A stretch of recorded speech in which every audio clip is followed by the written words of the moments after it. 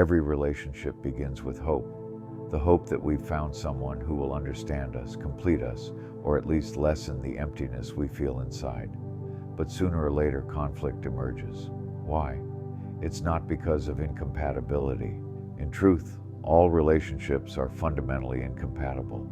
The conflict arises from something much deeper, from the very structure of the self. At the root of every relationship is fear.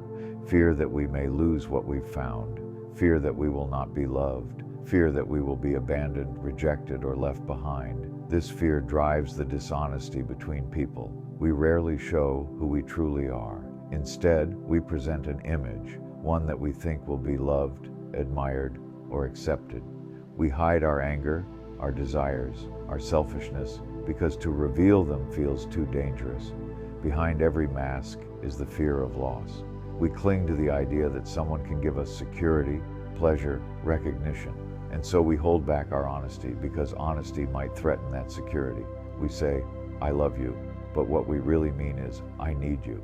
This dishonesty is not just with others. It begins within ourselves. We convince ourselves that our attachments are love, when in truth they are built on need, on pleasure, on the search for safety. And once we deceive ourselves, deception with others is inevitable. This is why negotiation and honesty are so rare in relationships. To negotiate openly would mean admitting, "I want this," or "I fear losing that." Most people cannot speak this way because to expose one's fear feels unbearable.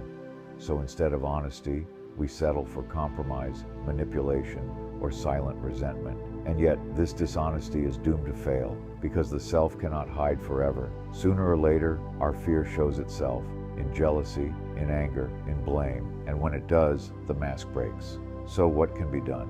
Not much in the way people usually imagine. There is no formula for perfect compatibility.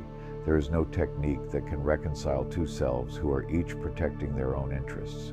But there is a different possibility, not through effort, not through will, but through seeing clearly.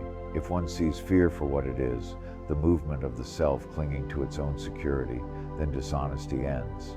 Not because one forces oneself to be honest, but because the deception is no longer necessary. When fear is seen, it loosens its grip. And in that space, perhaps something new can enter a relationship, not the false love of need, but something beyond self-interest. Until then, every relationship will follow the same pattern: attraction, deception, fear, conflict, and collapse. Not because people are bad, but because the self, driven by fear, can never be reconciled.